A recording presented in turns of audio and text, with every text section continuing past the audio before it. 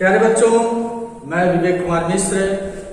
मैं आज आपको क्लास 12 का रोज का पहला टॉपिक और गर्ल विथ ए बास्केट टोकरी वाली लड़की पढ़ाने जा रहा हूं। और girl with a basket is written by great English writer William C Douglas. William C Douglas was the judge of Supreme Court of America. He came India 1950. At that time, India was facing refugee problems. 9 million people left Pakistan and settled in India by religious fanaticism. टोकरी वाली लड़की William C Douglas के द्वारा लिखित है। William C Douglas जी सर्वोच्च न्यायालय America के न्यायाधीश थे।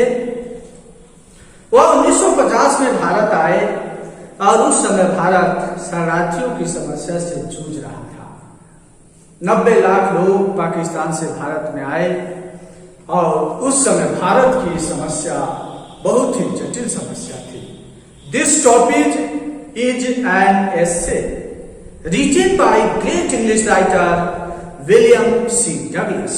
प्यारे बच्चों, a girl with a basket टोकरी वाली लड़की टॉपिक आज मैं आपको पढ़ा रहा हूं। आप बुक अपने सामने रखेंगे, वीडियो को देखेंगे और इसका हिंदी अर्थ समझने की कोशिश करेंगे। The great English writer William C Douglas describes in the first paragraph. In the first paragraph, the writer describes his journey. पहले गद्य में लेखक अपनी यात्रा का वर्णन करता है और लिखता है, I had left new Delhi for the Himalayas. मैं नई दिल्ली से हिमालय के लिए चल चुका था। I was going as far as Bareilly by train. मैं बरेली तक रेलगाड़ी से जा रहा था। And then by car to Ranikhet, और तब मैं रानीखेत कार से जा रहा था। लेखक रानीखेत को इंडिकेट कर रहा है। An old British army hill station की रानीखेत पुराने समय में अंग्रेजी सेना की पहाड़ी छावनी थी। Located on a 6000 foot ridge opposite a 120 miles stretch of snow-capped Himalayas। Ranikhet पुराने समय में अंग्रेजी सेना की छावनी थी जो बर्फ से ढके हुए हिमालय के सामने 120 मील विस्तार में और 6000 फुट लंबी पहाड़ी कतार पर स्थित था। द ट्रेन वॉज स्लो, रेलगाड़ी धीमी थी। That means the train was of passenger train. रेलगाड़ी एक सवारी गाड़ी थी। And it stopped at all the way stations, और यह हर तरह के स्टेशनों पे रुक रुक कर चलती थी। एट एवरी स्टॉप, प्रत्येक स्टेशन पर, I swung open the door of my compartment. मैं अपने रेल के डिब्बे का दरवाजा खोल देता था। एंड वॉक द प्लेटफॉर्म्स, और प्लेटफॉर्म पर टहलता था। यह लेखक की रूटीन थी कि जिस स्टेशन पे भी रेलगाड़ी रुकती थी, लेखक उतर जाता था। In the second paragraph, the platforms, in the second paragraph the writer describes the scene of the platform। दूसरे गद्य में, दूसरे पैराग्राफ में लेकर प्लेटफॉर्म का दृश्य का वर्णन कर रहा है। The platforms were packed with people. Platform लोगों से पूरी तरह भरा हुआ था। Sikhs, Muslims, Hindus, soldiers, merchants, priests, porters, beggars, hawkers. लेखक लिख रहा है कि प्लेटफॉर्म्स पूरी तरह से लोगों से भरा हुआ था। कैसे लोगों से? सिखों से, मुसलमानों से, हिंदुओं से, सिपाहियों से, व्यापारियों से, पुजारियों से, कूलियों से, भिखारियों से और चिल्ला चिल्ला कर सामान बेचने वाले लोगों से प्लेटफॉर्म पूरी तरह से भरा हुआ था। Almost everyone was barefoot and dressed in loose white garments. लगभग सभी लोग नंगे पांव थे और ढीला ढाला सफेद रंग के कपड़े पहने हुए थे। I would ask at least 3 people before I could find one who spoke English। पहले मुझे कम से कम 3 लोगों से पूछना पड़ा, तब मुझे एक ऐसा व्यक्ति मिलता था जो अंग्रेजी बोल सकता था। लेखक को जब ऐसा व्यक्ति मिल जाता था तो लेखक लिख रहा है, We would talk world affairs and every major topic the news of the day produced। तब हम सांसारिक मामलों और उस दिन की समाचार पत्रों में निकली मुख्य बिंदुओं पर बातचीत करते थे। इन दिस वे, इस तरह से मैं William C Douglas, I was trying to get a feel of the pulse of the nation, checking opinions against official institute and reports। इस तरह से मैं सरकारी व्यवहारों और सूचनाओं से जनता के विचारों की तुलना करके देश के लोगों की नब्ज टटोलने की कोशिश कर रहा था। In the third paragraph the writer describes his route. तीसरे पैराग्राफ में लेखक मार्ग का वर्णन कर रहा है। लेखक रेलगाड़ी में बैठा हुआ, खिड़की के पास बैठा हुआ बाहर देख रहा है। एक स्टेशन से दूसरे स्टेशन के बीच लेखक ने जो भी देखा उसी का वर्णन इस पैराग्राफ में वह करता है। द रूट ले through one of the richest of India's agriculture areas. लेखक लिख रहा है कि जिस रास्ते से होकर मेरी रेलगाड़ी जा रही थी वह भारत के सबसे समृद्ध कृषि क्षेत्रों में से एक था। This was the plain of the upper Ganga river. यह गंगा नदी का ऊपरी उत्तर का क्षेत्र था और 1000 feet above sea level but tropical. 1000 feet समुद्र के स्तर से ऊंचा था लेकिन उष्णकटिबंधीय था। The Ganga was brown silt. Ganga नदी की भूरी कड़ें स्वेलन विद फ्लड वाटर्स, बाढ़ के पानी से उफन रही थी। Its overflow inundating thousands of एकड़ ऑफ राइस। और इसका उफान हजारों एकड़ धान की फसल को डूबे हुए था। To the north were jungles. उत्तर में जंगल थे। Great expanses of grass higher than man's head. उस जंगल में आदमी के सर से भी ऊंची ऊंची घासें थी। And unbroken except for occasional clump of trees. और कहीं कहीं ही केवल पेड़ों के झुरमुट दिखाई देते थे। लेखक उन पेड़ों के झुरमुट को इंडिकेट कर रहा है। The homes of tigers, elephants, pythons and cobras. ये पेड़ों का जो झुरमुट दिखाई देता था ये चिताओं, हाथियों, अजगरों और काले नागों का घर था। Everywhere else there was flat land running to the horizon. इसके अतिरिक्त हर जगह क्षितिज तक समतल मैदान दौड़ा हुआ था। But dotted here and there by the sacred banyan tree or by rows of packer tree shaped like elves and having thick twisted trunks। इसके अतिरिक्त सभी जगह समतल मैदान क्षितिज तक दौड़ा हुआ था और यहाँ वहां पक्ति में पवित्र पाकड़ और बरगद के वृक्ष लगे हुए थे जिनकी मोटी मुड़ी हुई तनाएं थी। Hot humid air was moving in from the south west. दक्षिण पश्चिम दिशा से गर्म और नम हवाएं खिड़की के रास्ते अंदर आ रही थी। monkeys, बंदर. Some of them mothers are with babies clinging to them and writing underneath. वो बंदर, उनमें से जो कुछ बंदरियां थी वे अपने बच्चों को अपने पेट में चिपकाए हुई थी और बच्चे नीचे सवारी कर रहे थे. Swaying off trees at the station looking for food. और वे बच्चे, बंदरों के बच्चे, बंदरियां, बंदर भोजन की तलाश पे जब भी स्टेशन आता था तो स्टेशनों पे कूद पड़ते थे. द विलेज वी पास्ट, जिन गांवों से हम गुजरे, जिन गांवों से होकर मेरी रेलगाड़ी गुजरी, had walls made of mud mixed with water and cow dunks.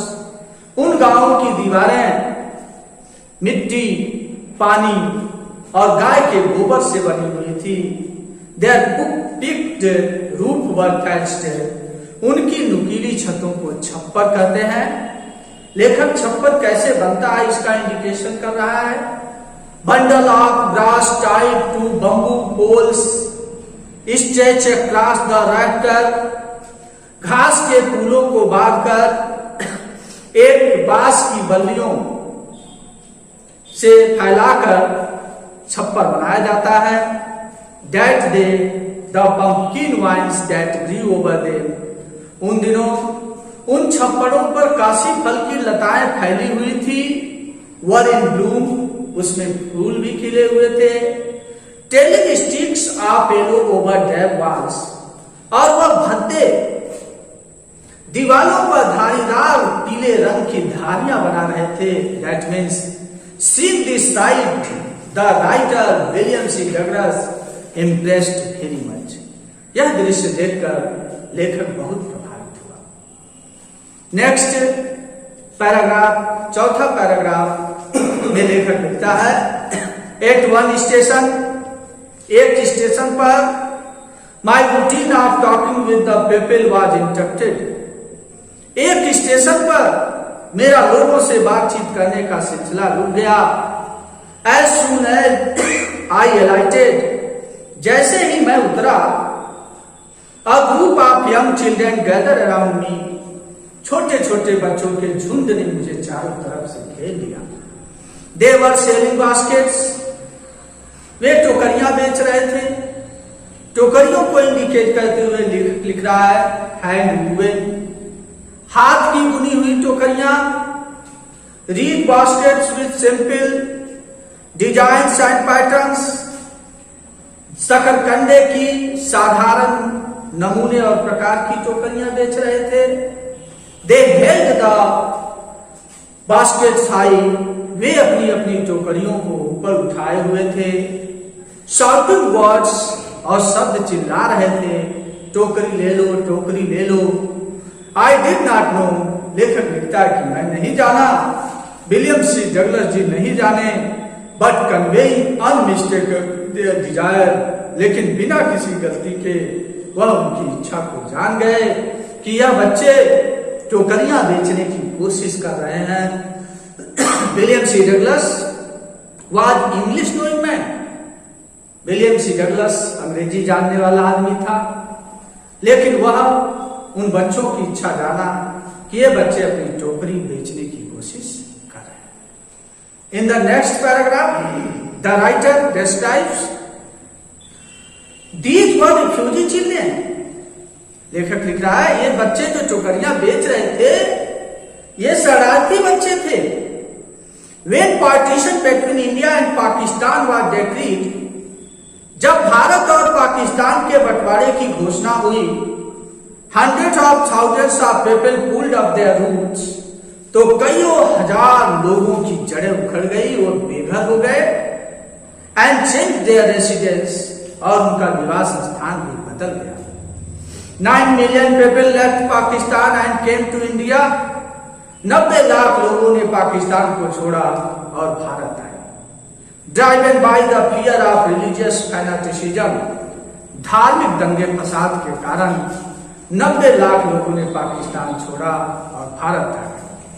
They were poor people to start with. शुरू में वो लोग बहुत गरीब थे.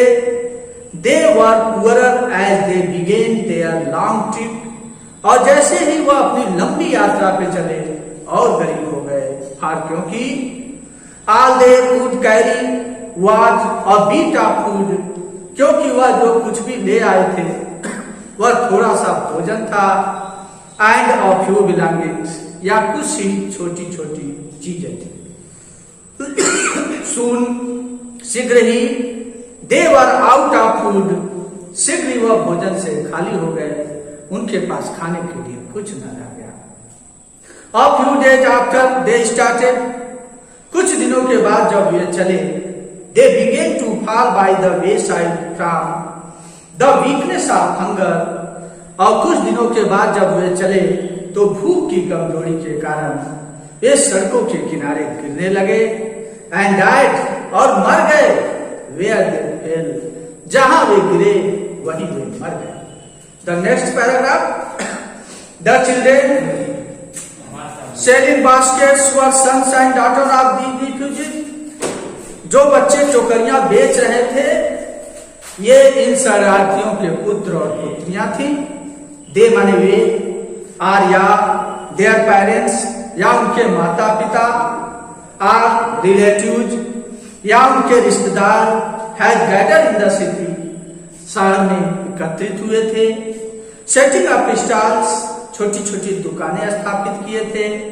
Manufacturing simple articles, trying to make a living in market already overcrowded, और यह छोटी छोटी चीजें बनाकर पहले से भीड़ भाड़ बाजार में अपनी जीविका कमाने की कोशिश कर रहे थे। They lived in clothes and grass shed that line the streets, ये सड़कों के किनारे कपड़े की और घास के छायादार स्थान बना के रहते थे।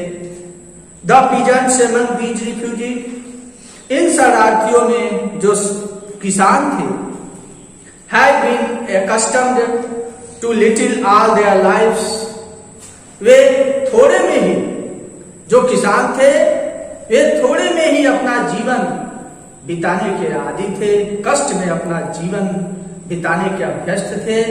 हाँ, क्योंकि the annual income of an agricultural family does not exceed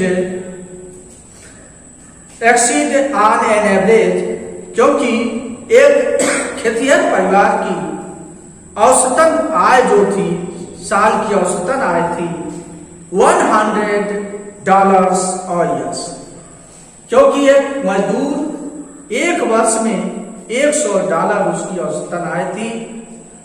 the average unskilled labourers make 30 cents a day, एक अकुशल किसान एक दिन में 30 सेंट कमाता था। और लेस देन $2 अ वीक, यानी एक सप्ताह में $2 से भी वे कम कमाते थे। There is 1 meal a day, इन्हें 24 घंटे में एक ही भोजन मिलता था। लेखक उस भोजन का जिक्र कर रहा है, और उस भोजन में उन्हें एन ओनियन, एक प्याज मिलती थी, और पीस ऑफ ब्रेड, रोटी का एक टुकड़ा मिलता था, a bowl of pulse with milk, दूध के साथ एक कटोरी दाल के साथ दूध मिलता था। Perhaps a bit of goat cheese, और शायद ही कभी कभी बकरी के दूध का बना हुआ पनीर उन्हें मिलता था। No tea, no coffee, no fat, no sweet, no meats, उन्हें चाय नहीं मिलती थी, कॉफी नहीं मिलता था, घी नहीं मिलता था, मिठाई और गोश्त तो उन्हें सपने में भी नहीं मिलता था। $100 a year is not $2 a week, एक वर्ष में $100, यानी एक सप्ताह में $2 भी नहीं होते थे। एक फिर भी even that small amount is hard to earn, फिर भी यह छोटी सी कमाई कर लेना बड़ा ही कठिन था। By selling basket to people too poor to buy them, इन गरीब लोगों में टोकरी बेचकर 30 सेंट ₹1.5 भी कमा लेना बहुत ही कठिन था। That no doubt is the reason, निसंदेह यही कारण था। These little children descended on me like locusts, किया छोटे छोटे शरारती बच्चे मेरे ऊपर टिड्डियों की तरह टूट पड़े। I one man William C Douglas and American were doubtless the most promising market they had seen. क्योंकि मैं विलियम सी डगलस इनके द्वारा देखा गया सबसे अच्छा बाजार था, सबसे अच्छा ग्राहक था। The writer appreciated in the further paragraph. The writer William C Douglas ji मजबूर हो जाते हैं बच्चों के टोकरियों और पंखों को खरीदने के लिए। I bought one tiny basket for a few अनाज। मैंने एक छोटी सी टोकरी कुछ आनों में खरीदी। Another fruit basket for a bit more. दूसरी फल रखने वाली टोकरी कुछ अधिक में खरीदी। और beautiful best paper basket for a rupees. एक सुंदर रद्दी कागज रखने वाली टोकरी मैंने 1 रुपए में खरीदी। और lovely sewing basket for a rupee. सिलाई का सामान रखने वाली टोकरी मैंने 1 रुपए में खरीदी। और फ्यू कैंस फॉर 1 आना और 2 अपीस। 1 आना और 2 आने के हिसाब से मैंने कुछ पंखे भी खरीदे। My arms were filled. मेरी बाहें भरी हुई थी। And I had not spent 50 cents. और मैंने 50 सेंट भी खर्च नहीं किया था। The children passed in. बच्चे मेरे पास से गुजरते गए। Shouting their wares. अपने सामानों का नाम ले लेकर बच्चे मेरे पास से गुजरते गए। I was a prisoner. मैं एक कैदी था। Completely surrounded unable to move. मैं एक ऐसा कैदी था जो हिलने डुलने में भी असमर्थ था। The most diligent, aggressive vendor was a beautiful girl of 9 right in front of me. लेकिन सबसे अधिक परिश्रमी गंभीर विक्रेता जो 9 वर्ष की लड़की थी वह मेरे सामने खड़ी थी। She had a lovely basket with handle. उसके पास हैंडल वाली टोकरी थी। And she wanted a rupee and a half for it. Or about 30 cents. और वह इसके लिए 1 रुपये और आधा यानी 1.5 रुपये चाहती थी। लगभग 30 सेंट चाहती थी। She was an earnest pleader. वह एक उत्सुक याचिका थी। There were tear in her eyes. उसकी आंखों में आंसू थे। She pleaded and begged in tones that would ring any heart. जिस स्वरों में उसने याचना किया, मांगा, कोई भी हृदय होता तो द्रवित हो जाता, दया में बढ़ जाता। The next passage. The writer William C Douglas appreciated. My arms were full. मेरी बाहें भरी हुई थी। I had no room let along any need for another basket. मेरे पास किसी दूसरी टोकरी के लिए कोई जगह नहीं थी। Balancing my baskets and fans on my left arm. अपने पंखों और टोकरियों को अपने बाएं हाथ पर संतुलन बनाते हुए I reached into my right coat pocket. मैंने अपने दाहिने हाथ को दाहिने कोट में डाला। And got a handful of change. और मुट्ठी भर रेजकारी निकाल लिया। Perhaps 50 cents in all. कुल मिलाकर 15 सेंट होंगे। Which I deposited in the basket that the young girl held imploringly before me। और मैंने वो 15 सेंट उस लड़की की बास्केट टोकरी में डाल दी जो याचनापूर्ण ढंग से मेरे सामने लेकर खड़ी थी। I tried to explain। मैंने उसे समझाने की कोशिश किया that कि I could not buy the basket कि मैं टोकरी तो नहीं खरीद सकता। But extended the gratuity as the substitute कि मैं उस उपहार स्वरूप खैरात स्वरूप आपको दे रहा हूं। I realised at once what offence I had given. मैंने तुरंत महसूस किया कि मैंने क्या आघात कर दिया। This child of 9। यह 9 वर्ष की सुंदर बालिका ड्रेस्ड इन रॉक्स जो चिथड़े पहनी हुई थी। And on the edge of starvation. और जो भूखमरी की कगार पे थी। रेस्ट हर चीज। उसने अपनी ठुड्डी ऊपर अपना चेहरा ऊपर किया reached into the basket, अपना हाथ टोकरी में बढ़ाया, and with all the pride and graciousness of a lady, और एक महिला के गर्व और शान के साथ handed the money back to me, उसने पैसा मुझे वापस दे दिया। There was only one thing I could do, अब एक ही चीज थी जो मैं कर सका। I bought the basket, मैंने टोकरी खरीद ली। She wiped her eyes, वह अपने आंसुओं को पोंछी, स्माइल मुस्कुराई, and dashed down the platform, और प्लेटफॉर्म पर तेज दौड़ती चली गई। Headed for some grass hut, किसी घास की झोपड़ी में जाने के लिए वह प्लेटफॉर्म पर दौड़ती चली गई। That key would have at least 30 cents that night, कि कम से कम उस रात उसके पास 30 सेंट तो थे। I told this story to Prime Minister Pandit Jawaharlal Nehru, William C Douglas ji लिखते हैं अंत में कि यह कहानी मैंने पंडित जवाहरलाल नेहरू को बताई। I told him, मैंने उन्हें बताया, it was one reason I had fallen in love with India, यही एक कारण था जिसकी वजह से मुझे भारतवर्ष से प्रेम हो गया।